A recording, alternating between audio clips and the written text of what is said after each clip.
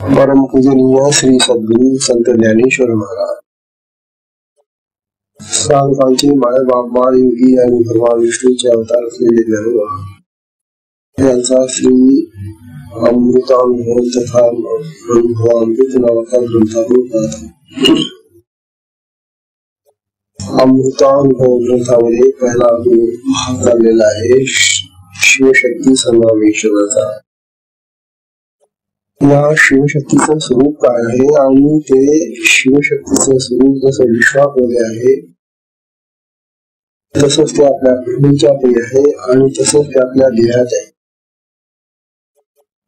म्हणून हा जो विषय आहे हा किती लाभदायक आहे आपल्याला, की जगाचंही स्वरूप करतं, आपल्या घरामध्ये चाललेला जो प्रपंच आहे, संसार आहे, त्या काही ठिकाणी आपल्याला कसं सुख राहावं आणि सगळ्यात जास्त महत्वाची गोष्ट म्हणजे आपली जी साधना आहे ही शक्तीची साधना आहे।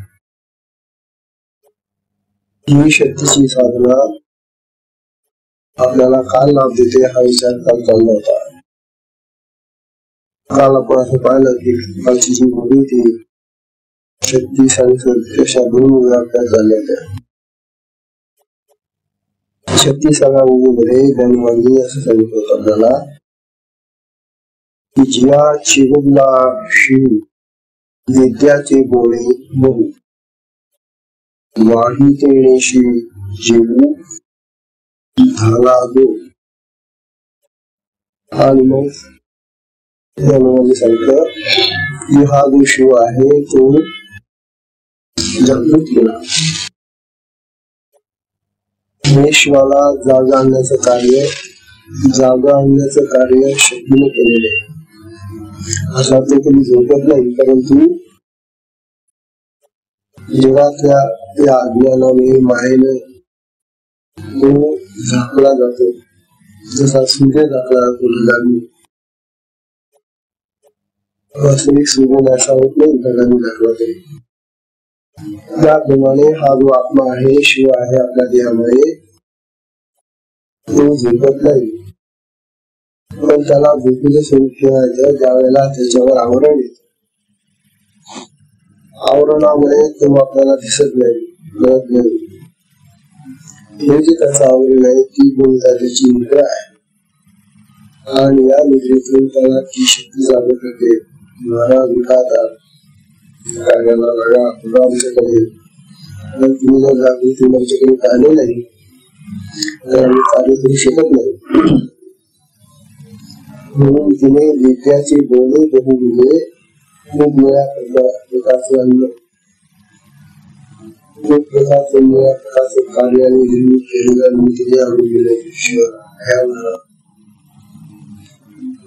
घरामध्ये आपण पाहतो की पत्नी जी आहे ती सुद्धा एक देवता आहे, देवी आहे, शक्ती आहे आणि ती त्या व्यक्तीला नाना प्रकारचे पदार्थ तयार करून ठेवणार।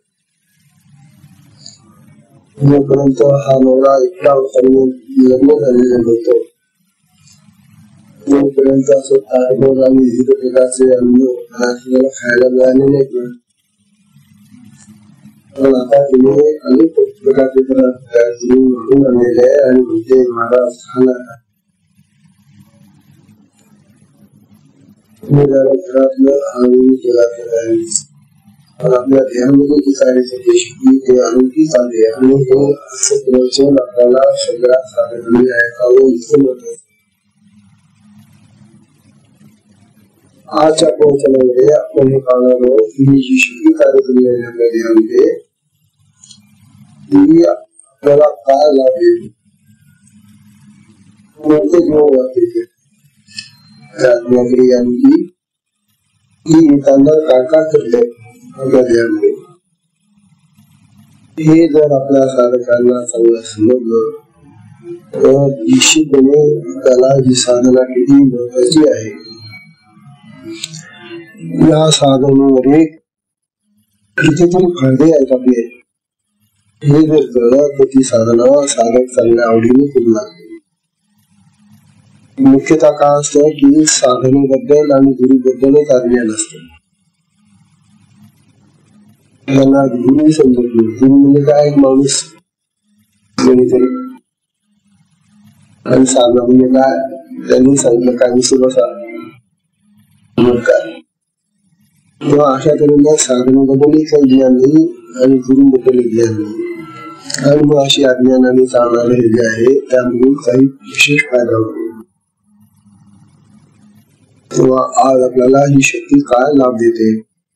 शक्तिपाताची साधना घेतल्यानंतर ही जागृत शक्ती जेव्हा आपल्या देहामध्ये कार्य करायला लागते तेव्हा ती किती लाभ देते बघा. तेव्हा ज्ञान आधी तर ही आपल्या देहामध्ये हा जो योग आहे हा योगच आहे. योगाची शाखा आहे. योगामध्ये जे सुरुवातीपासून करतात लोक अर्थात तिथं आसन प्राणायाम वगैरे ते जे 8 अंग आहेत तसे काही करायला लागत नाही, परंतु ही शक्ती त्या 8 अंगांना शिवते. ते 8 अंग करून घेते त्याच्यातून. हे आपल्याला कळत नाही. आसन प्राणायाम प्रत्याहार ध्यान धारणा समाधीपर्यंतच्या अवस्था ज्या आहेत 8 अंग जी आहे त्या शक्ती आपल्याकडून लावून येते, करून येते. तेव्हा ती आसन लावेल, तेव्हा प्राणायाम सुरू करून येते, जेव्हा आपल्याला प्रत्याहार करायला होते, कधी आपल्याला करायला होते, ध्यान लावते, धारणा होते आणि शेवटी शेवटी समाधी लावली येते. म्हणजे जे आपण इतर साधक योगाचं शिक्षण घेऊन स्वतः कष्ट घेऊन करत असतात इतर ही शक्ती आपल्याला काही करू देत नाही. केवढा योग असला आपला तर ते आसन लावता लावता आणि ते प्राणायाम करता करता आणि ते पुढचे ते 6-7 अंगाचे ती करता करता खूप काळ निघून जातो साधकाचा. तेव्हा पुढे ती शक्ती जागृत होते. इथं तर प्रारंभापासूनच शक्तीच्या हातात आपण सगळं साधन घेऊन टाकलेलं आहे. आपण नुसतं बसायचं, फक्त आसन घ्यायचं आणि तुम्ही काय मंत्र असेल घेऊन दिलेला तो गोष्टी करायचा आणि क्रिया सुरू झाला म्हणजे हा सिद्ध योग होऊन जातो. इतर योग सिद्ध योग नाही. सिद्ध म्हणजे काय, जसं पाक सिद्ध झाला बा, पाक म्हणजे स्वयंपाक, पाक सिद्धी झाली म्हणजे चला आता घ्यायला म्हणजे काय, किंवा जेवण आमचं सगळं तयार झालेलं आहे, बसा पाटावर ताटावर. आपल्याला काही करायचं आता ज्याला सांगितलं बसा देवाला त्याला काही करावं लागतं का, त्याला फक्त भोजनच करावं लागतं. जाऊन बसायचं ताटावर आणि खायला सुरुवात करायची. हे जसं आयत बनवून ठेवलेलं खावं तसा हा योग आपल्यासाठी आयतात तयार करून ठेवलेला आहे. आपण फक्त साधना करण्यासाठी बसा हे सांगतात, असं ज्ञान बसा आणि चला मोठी शक्ती सगळं करते. शक्ती स्वतः करते, आम्ही काही करत नाही. हा करण्याचा योग नाही, हा फक्त दृष्टा भाव ठेवून पाहण्याचा योग आहे. आपला नुसता दृष्टा भाव असतो, पाहत असतो. तिथं आमचा अहंकार चालत नाही, मीपणा तिथं नसतो. मी करतो हा भावच नाही तिथं. बाकी सगळ्या क्रिया जगातल्या इतर साधना ज्या आहेत त्या मी करतो, मी करतो, मी करतो. भजन मी करतो, नामजप मी करतो, अमुक मी करतो. प्रत्येक ठिकाणी तो मी आहे. तिचा आपला मी चुकून जातो, वाहत राहतो. म्हणून हा दृष्टाभाव फक्त आपल्या साधनेमध्ये सुरुवातीला येतो. प्रथम पासून दृष्टाभावामध्ये ही साधना चालते. आपला अहम जे आहे तो बंधून जाते. इतर साधनांमध्ये हा अहमभाव ठीक व्हायला खूप काळ लागतो आणि जातच नाही तो अहम. तुम्ही भजन म्हणत बसलात, पूजा अर्चा करत बसलात, जप करत बसलात, कोणती बाहेरची साधना घ्या ना करायची, तिच्यामध्ये मी करणारा आहे तिकडूनच राहतो. आपल्या या शुद्धता साधनेमध्ये हा सिद्ध महायोग असल्यामुळं, हा आयता आपल्यासाठी तयार असल्यामुळे नुसतं बसून काही करायचं काहीच नाही. काही करायचं नसूनही आम्हाला तो करत नाही साधना. विचित्र झालं नाही, कारण आम्हाला सवय पडलेली करण्याची. केल्याशिवाय आम्हाला बरंच वाटत नाही. आणि ही साधना घेऊन बसलो पुन्हा करण्याची, न करण्याची. हा करणं आणि न करण्याचा हा जो प्रकार आहे ना, याच्यामुळे आपल्या साधनेमध्ये निघून जातात.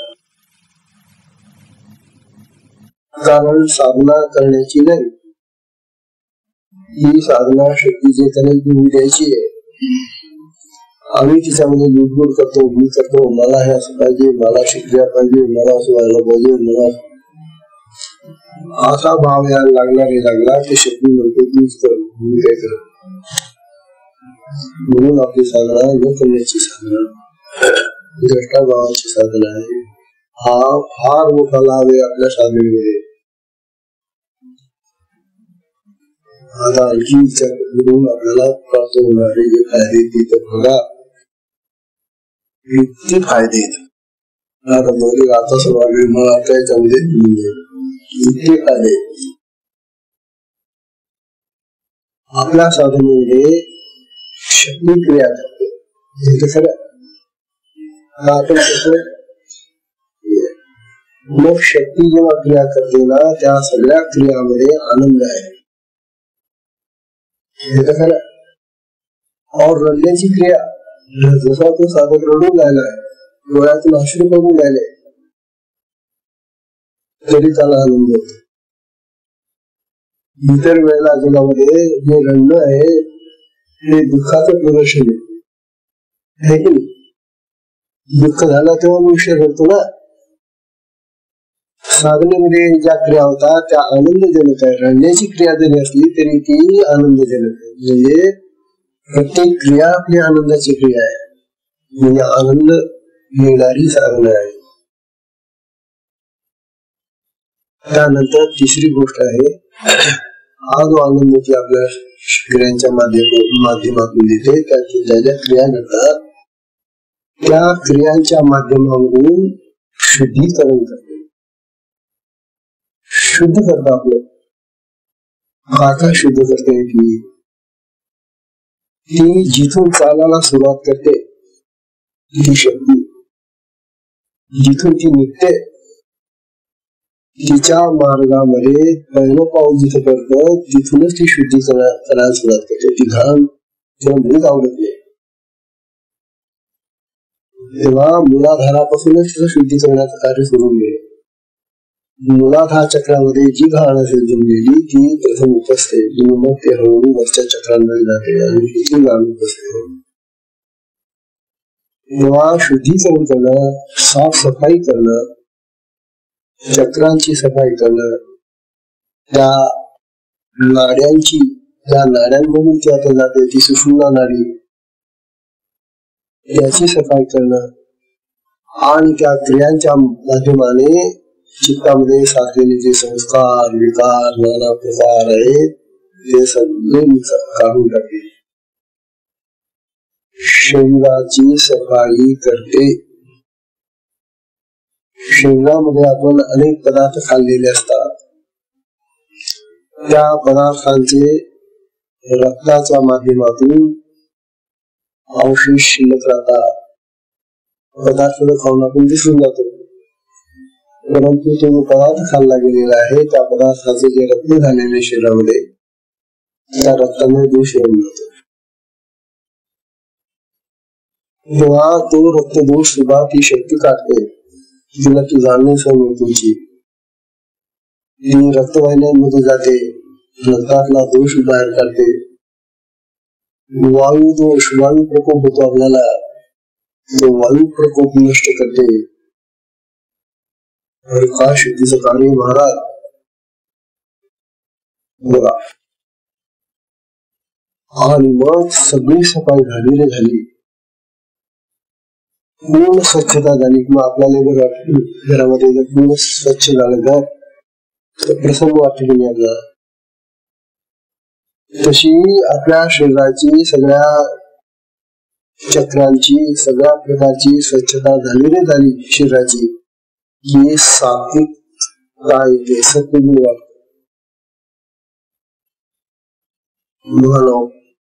असा सत्वगुण ते घेता येत नाही. किती करा तुम्ही सत्वगुण घेता येत नाही. लवकर पूजा अर्चा वगैरे करताना येतो थोडा आपण ते टिकत नाही. परंतु या ठिकाणी ती सगळी घाण काढून टाकल्यामुळं जो सत्वगुण होतो, सात्विकता येते जीवनामध्ये.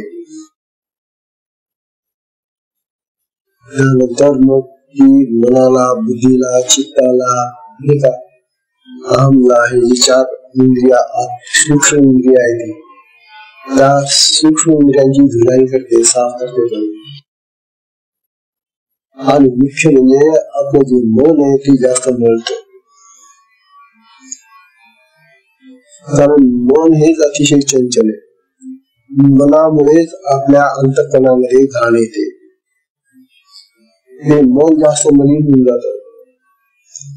मग ती शक्ती काय करते, त्या मनाला दीपक करते आणि त्या मनाची शुद्धी करते, स्वच्छता करते. ती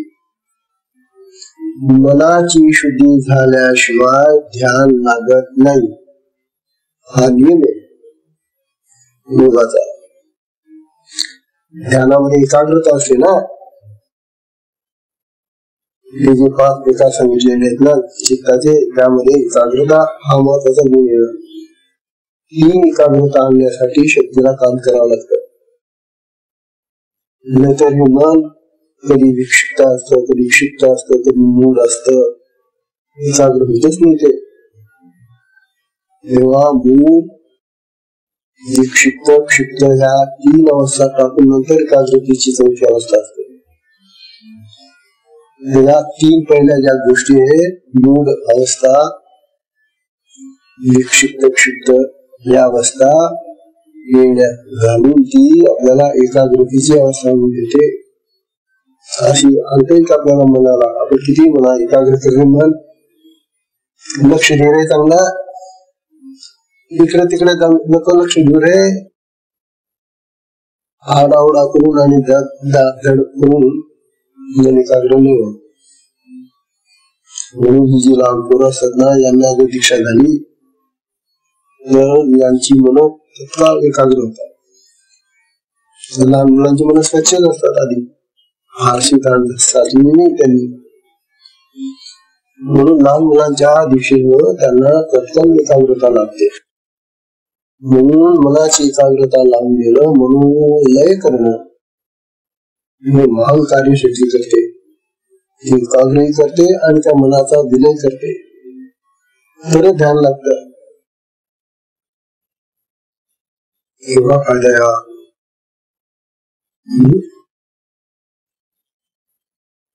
त्यानंतर जी जेव्हा शरीराला आता हात लावते, शरीराकडे पाहते, अरे रे याच्या शरीरामध्ये तर बदल झालं, इथे चक्रावरची गाण काढली तिने, इंद्रांची गाण काढली, पण बाकीचं शरीर पुष्कळ मोठं आहे ना, तुला पोट आहे, डोकं आहे, हात आहे. शरीर शुद्धीकडे मुक्ती लागते आणि मग शरीराच्या शुद्धीसाठी ती अनेक प्रकारच्या अशा क्रिया करते ज्या क्रियांनी शरीर शुद्ध होत जातात. बघा ना, धनवा संज्ञाने शरीराच्या शुद्धीसाठी आधी पोट पकडते, कारण पोटात सगळे घाण पदार्थ आपण खातो गेलेले. हे पोट आधी बिघडलं की अनेक रोग होतात. रोगांचं मूळ ठिकाण आहे पोट. तेव्हा या पोटाकडे ती पाहते, अरे रे याचं पोट आता बिघडलेले बरं का. ती शक्ती पोटावरच्या क्रिया करते आणि पोट साफ करते. मग त्याला ढाळ होता, कधी वांट्या होतात. तेव्हा असं झालेलं आहे. या साधनेमध्ये अनेक साधकांना वांट्या होतात. का होतात या अशा वांट्या? त्याला ढाळ होतात, त्याला मूत्र लागतं, लघु होतं बरोबर. हे जे दोष आहेत हे जाणवण्यासाठी शक्ती करते. आपल्याला ते कळत नाही, ही क्रिया समजतो आपण. म्हणजे ही क्रिया कशासाठी होऊन राहिली, तर ती पोटाची शक्ती. आणि मग पोट साफ झालं, पोट स्वच्छ झालं तरच त्या साधकाला वाटलं, बरं वाटलं. पोट जर बिघडलेलं असतं, पोटामध्ये काय येऊन राहिल्या, पोटामध्ये काय दुखून राहिलं तर साधना येऊन का कशी होईल. म्हणून पोटाची सफाई तयारी करून टाकते. मग पोट स्वच्छ झालं की मग आपल्याला भूक लागते, तहान लागते. सगळी आपण म्हणतो काय मला भूक लागत नाही बाबा का.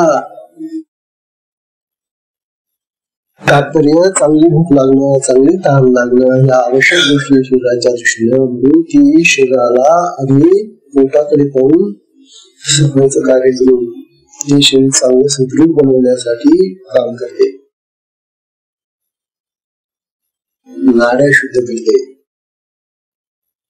आपल्या वायुवाहिन्या काही आहेत आणि काही रक्तवाहिन्या आहेत, आणि काही अशुद्ध रक्तवाहिन्या आहेत आणि काही शुद्ध रक्तवाहिन्या आहेत.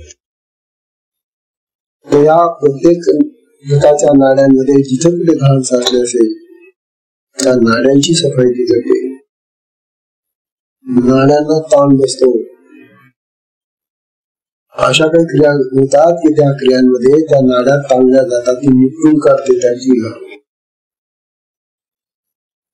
त्यानंतर कफ, पित्त, वात हे जे 3 धातू आपल्या शरीरात आहेत ते असमान झाले की मग काही ना काहीतरी व्याधी निर्माण होते शरीरामध्ये.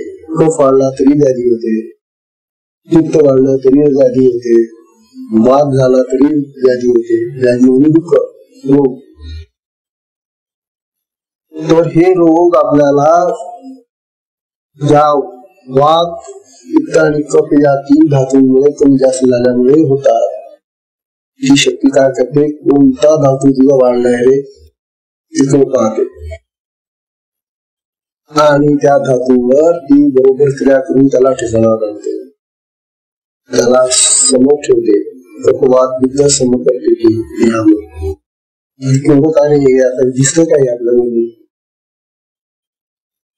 कफ पित्त वात समोर आले तरच शक्तीचं आरोग्य, आपल्या शरीराचं आरोग्य चांगलं राहत आहे. ते खरं की नाही. आणि आरोग्य चांगलं राहणं तरच साधना चांगली होते की नाही. म्हणून साधना चांगली व्हावी म्हणून त्या साधकासाठी ती त्याच्या कफ पित्त वाताला समान बनवते, स्वच्छ करते. मेद वृद्धी झाली असेल ती कमी करते. मेद म्हणजे हे जागे आलेले ना स्थूलपणा, त्याला मेद म्हणतात. चरबी, आपल्या शरीरामध्ये चरबी जास्त वाटते.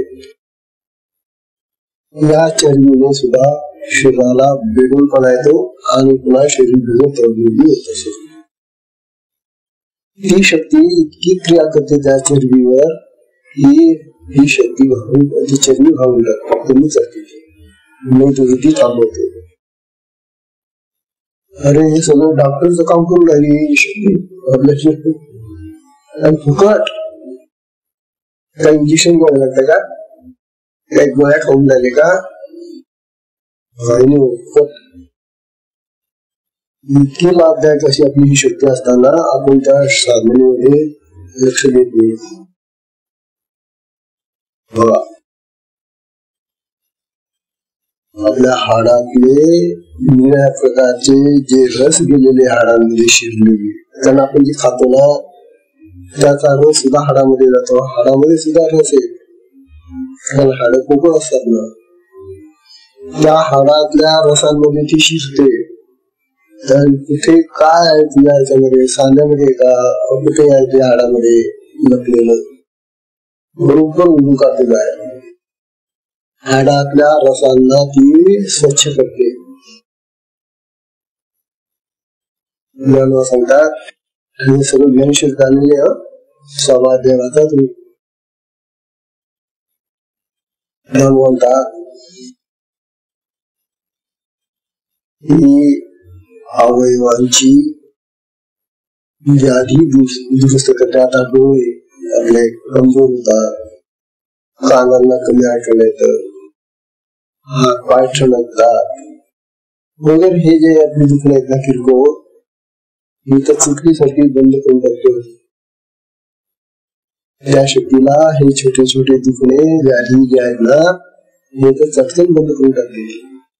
त्या साधनेच्या क्रियांमध्ये एरवी तो साधक किती जरी का मग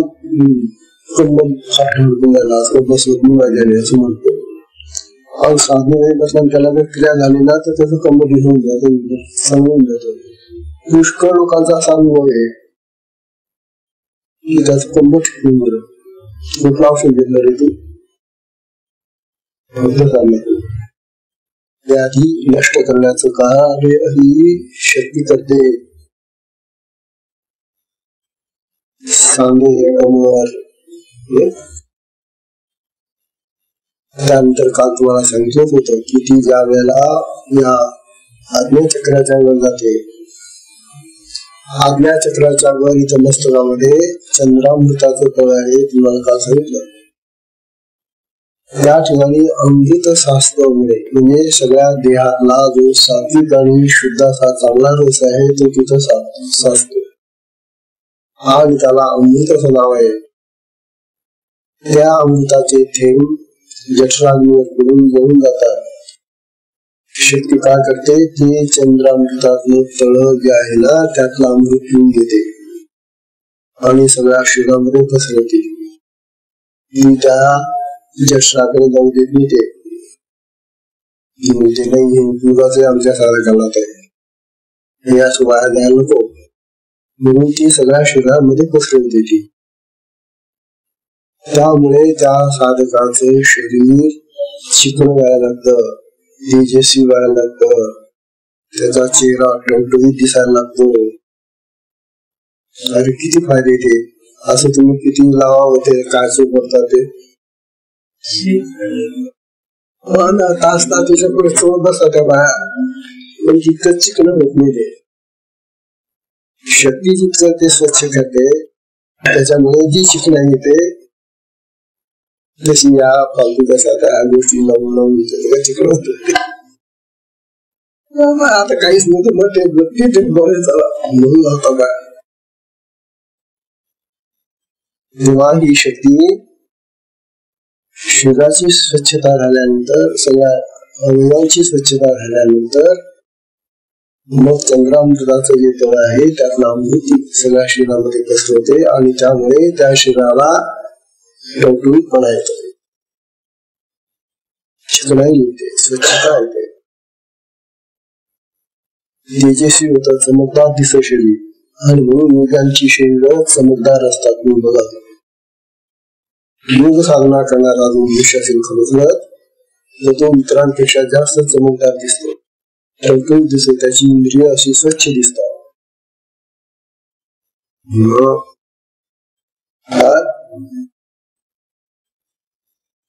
त्याचा वृद्धपणा कमी होतो. हे खूप महत्वाचं काम होतं. त्याचं म्हातारपण दूर जात. नाहीतर माणसं 50 लगेच म्हातारे दिसायला लागतात, कोकणी जातात, काल बसायला लागतात, इथून बसून जातात, डोळे खोलून जातात. आपल्याला प्रत्यक्ष जगामध्ये पाहायला मिळेल.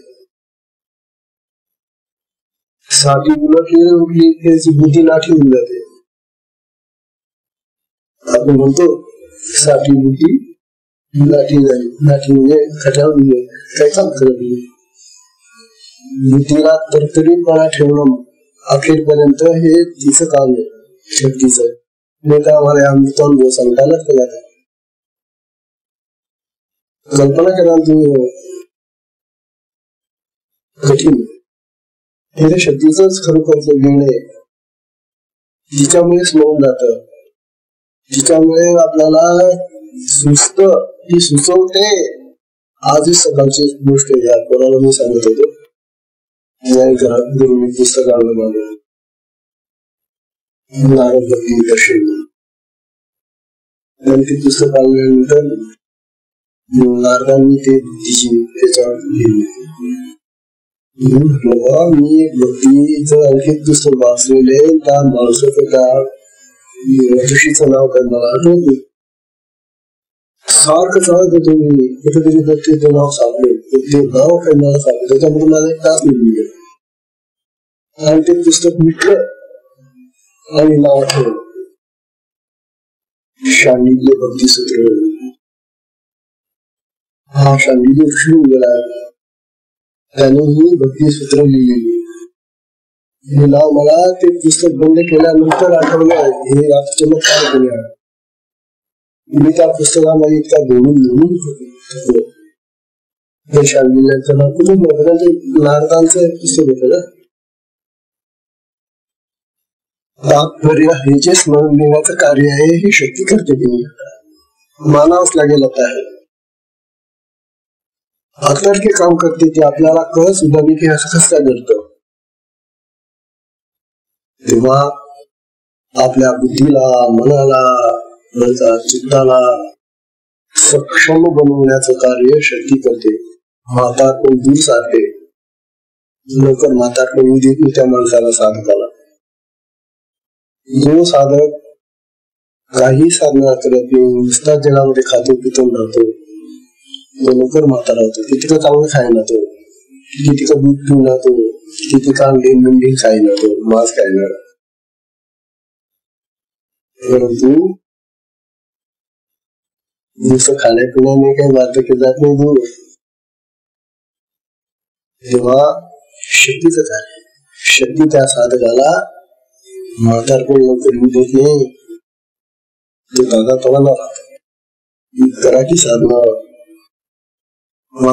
आज किती महत्वाचा प्रवचन पाहणं, आज किती कमी संख्या आहे. का दुर्भाग्य लोक, मला तर काही कळत नाही.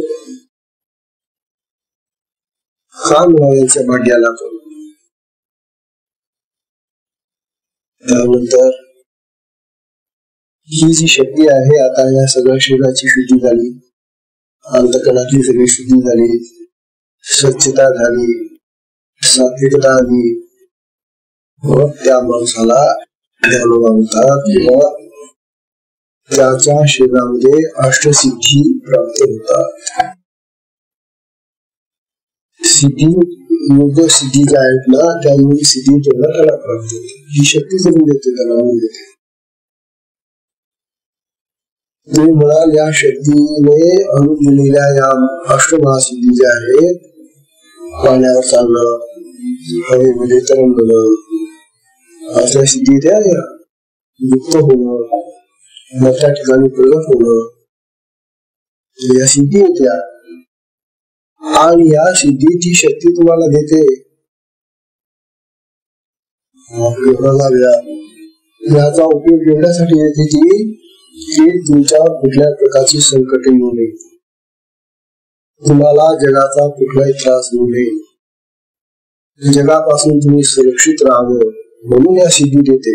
चमत्कार करण्यासाठी लोक काय करतात, सिद्धी प्राप्त झाल्या की लगेच लोकांना चमत्कार दाखवायला लागतात आणि गोळा होतात लोक आणि त्याच्यामध्ये ते होऊन जाते, पतन होतं त्याचं. अष्टमहासिद्धी एवढ्यासाठी देते ही शक्ती की बाबांनो, तुम्हाला येणारे जी दुःख आहे, तुम्हाला येणारे जे आघात आहे जगातले, त्याच्यापासून तुम्ही सुरक्षित कसे राहा म्हणून ती शक्ती देते. अशा प्रकारे अष्टमहासिद्धी देते ती तुम्हाला.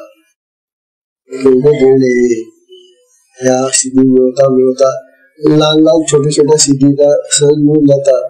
या साधनेमध्ये आपल्याला काय आपण बोलावून ठरवून जावं, वाचा सिद्धी आहे. अशा अनेक छोट्या सिद्धी आहेत. पण या क्षुद्र सिद्धी आहेत, या काय फार महत्वाच्या नाही. परंतु हवेमध्ये तरंगत जाणं, युक्त होणं, विठ्ठल प्रगट होणं, पाण्यावर चालणं, किंवा कुठल्याही प्रदेशातून कुठल्याही देशातून हवा तो माल आपल्या हातावर आणणं. काय पाहिजे तुम्हाला?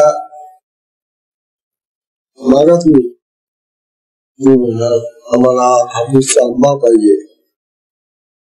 पटकन हापूसचा आंबा त्याच्या हातात दिला.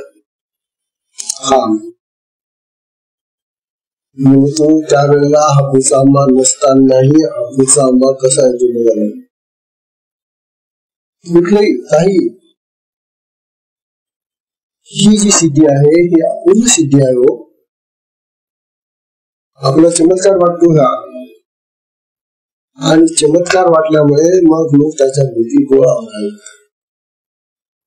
आणि तिथं जर तो सावध राहिला नाही, तो जर त्या लोकांच्या फंद्यात पडला, नाव कमवण्याचा, पैसा कमवण्याचा, काय आणखी गेला. म्हणून सिद्धी वाईट एवढ्यासाठी आहे की त्या आपल्याला जगाकडे उन्मुख करतात. सिद्धी चांगल्या एवढ्यासाठी दिलेल्या आहेत की तुमचं रक्षण व्हावं. साधकांना कुठल्याही प्रकारचा त्रास होऊ नये म्हणून शक्ती त्या सिद्धी आपल्याला देते. का सांगू तुम्हाला चमत्कार? ही शक्ती आपल्याला पुढचं भविष्य सांगते, सूचना देते आतून.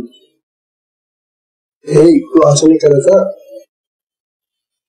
ही शक्ती सांगते आपल्याला. आता त्यावेळेला तुमचे ऐकणं न ऐकणं तुमचा हात, तुमचे काम. ती म्हणते तू हे करू नको. आता हा जो तिचा आदेश आलेला आहे त्या साधकाला, हा जर त्याने मानला नाही काय होतं, काय असं म्हणून मग फसतो तो,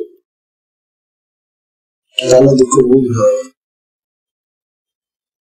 कित्येक वेळेला ती शक्ती आपल्याला लिहून दाखवते, असं पाठीसारखं येतं वासातून प्रत्यक्ष.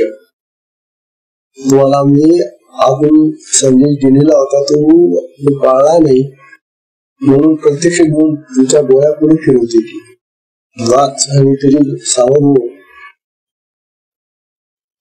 हा म्हणावा त्या शक्तीला, त्याला वाचवण्यासाठी ती किती प्रयत्न करते. तेव्हा संकटातून सोडवते. समजा आता इन केस आता तो संकटामध्ये आला, आता ज्या गाडीमध्ये त्याने बसू नये, ज्या डब्यात त्याने बसू नये, ज्या वाहनात त्याने जाऊ नये, असं शक्तीला वाटत. त्यासाठी त्याला आधी सूचना देते ती आतून की अरे तू या गाडीत प्रवास करू नको, तू मागून जा. हो महाराज, आमच्या घेतलेला ती संगीत काय सांगितलं तुम्हाला, सांगितलं होता एकदा, समजाय ना? नाही गेलो होतो. बद्रीनाथ गेल्यानंतर मी आणि आमचे ते केशवराज जोशी दोघं होते जोशी आम्ही दोघं होतो गेलो बद्रीनाथला गेल्यानंतर तिथं सगळं आता नवीनच आम्हाला सगळं ते हिमालयाचा ज्या मोटारीने गेलो होतो त्या मोटारीने आम्हाला त्या माणसाने उंचीच्या माणसाने आम्हाला बसून दिलं, चांगली जागा दिली, त्याने सीट रिझर्व करून दिलं. आणि मग उतरल्यानंतर आम्ही मंदिर पुष्कळ लांब चालू जावं लागतं, मी 1.5 मैल लांब राहतो ते मंदिर तिथे आमचं ते सगळं अंतरून पाहून त्या कागायचं चालू कर्मी शाळेमध्ये ते मुलं तो काळ होता तो सगळा भरतीचा काळ होता. आता असा हा थंडीचाच काळ होता तो आता बर्फ पडणार होता, पडण्याची तो काळ येणार होता. आणि काळ नवल त्या दिवशी आमचं आम्ही ते देवदर्शन त्या गरम पाण्याच्या तळ्यामध्ये त्यामध्ये स्नान केली, जेवण केली काही ठिकाणी छान सगळा कार्यक्रम मोठी झाला. आणि आता म्हटलं केशवराव म्हटलं चला परत सगळे ग्रुप परत चाललेले आहेत, कारण आता हिवाळा येत चाललेला आहे, एका वेळेला बर्फवृष्टी होते. चला म्हटलं आपण एकदम परत असं म्हणून आम्ही त्या गाडीवाल्याचे ते वेळ सांगून ठेवले होते आणि त्या वेळेला आम्ही परत निघतो या आलो तर म्हणून आम्ही रस्ता चुकलो. तेवढा ते वादळ आलं. अरे तिथून हिवाळ्यातली वादळ म्हणजे काय भरपूर पडायला लागतं असं कापसासारखं आणि सगळं दुखून जात. मग आम्ही त्या रस्त्याकडे जात असताना तिथे दुसरा एक असा सापडला मला. चुकून आम्ही त्या मोटारीच्या रस्त्याकडे जाण्याच्या ऐवजी दुसरा रस्ता धरला आणि 1 मैल 1.5 मैल चालत राहिलो. आमचं 1 मैल आहे. मी त्यांना विचारून ते मला बोलता का कसं झालं आपला रस्ता चुकला. मग तो मोटरवाला बोलला सारखं वागत होता. मग तो ऐकायला लागला मला हो ते दुसऱ्या आपण भरत्या रस्त्याला आलो, काही दिसत नव्हतं, इतकं दुकान आणि हिमो करायला लागलं होतं. केशवराव आता रवी बिटल्या करायचंच काम जात आहे. चला परत निघावं. पुन्हा जिथं 2 रस्ते मिळतात ना तिथं आलो आणि तो दुसरी पायवाट धरली. तिथं आल्यानंतर मला ती गाडी बघून गेलेली होती. सगळं परत जायला घाबरलेली होते ना. त्या मोटरवाल्याने आम्हाला काही घेतलं आणि चढलो कसं बरं पडली. त्यामध्ये तिकडनं येणारे जे आमचे त्यावेळेचे लोक होते त्यांनी आम्हाला ओळखलं. यावं चला चला चला तुमच्यासाठी आम्ही आलोय. आम्ही तसंच मागच्या बाजूने सगळं भेटत बसलो. तो माणूस आला त्याने पाहायला मला तुमचेच काय आले मध्ये बरं आम्ही या मोठ्याने चालू होतो ना. नाही भरली गेले सीट पूर्ण झाले आमचे. खाली उतर आली आम्हाला मग त्याकडे कष्टावर चढून गेले ते म्हटलं गाडी झाली म्हणून आम्ही चढलो. ते सगळे लोक ते काय नाही खाली आधी उतरा म्हणजे आम्हाला दोघांना खाली उतरून बोलले त्याने. आणि उतरून गेल्यानंतर ती गाडी पुढे खाली घसरली. दुसरी गाडीने आम्ही गेलो त्यावेळेला तिथं ते सगळे लोक जमलेले होते. ते काही रडले नाही काय कसे ती गाडी खाली नदीमध्ये पडली. तर तिथून ती घसरती तरी भयानक दर्या त्या केशवराव हा चमत्कार शक्तीचा गुरु शक्तीचा चमत्कार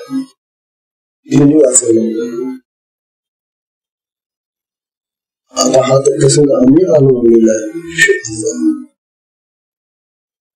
त्या दिवशी जर आम्हाला त्या गाडीवाल्याने खाली ठेवलं नसतं तिथं आणखी काय झालं असं गोष्ट. अरे काय शक्तीचं सांगू. किती लोकांची अशी उदाहरणं आहे, कितीतरी लोकांचे. हा आपले जे देश आहे साधक आहेत आपले ते ज्या डब्यात बसले त्यांना आम्ही आपली जी हार्मोनियम आहे पेटी आहे ना ती दुरुस्तीला दिलेली होती.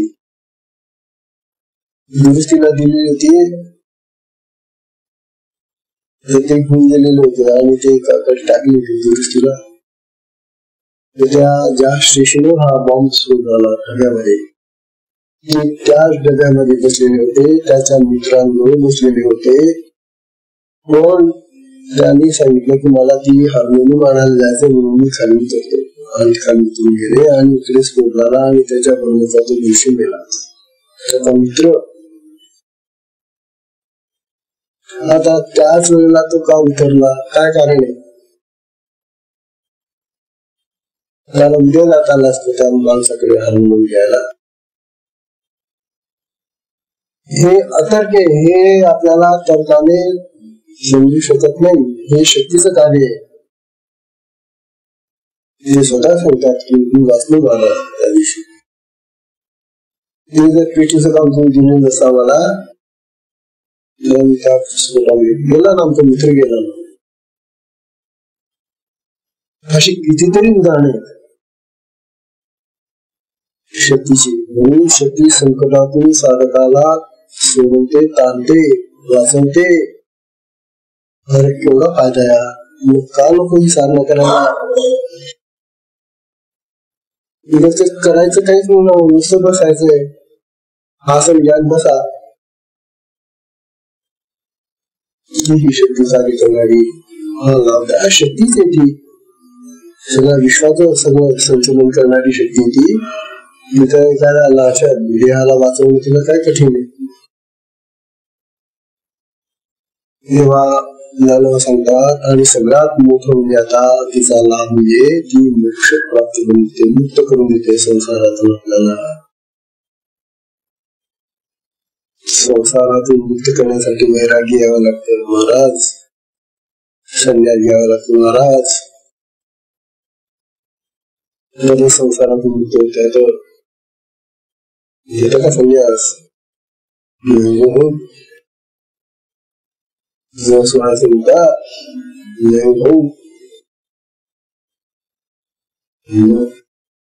शक्ती करते.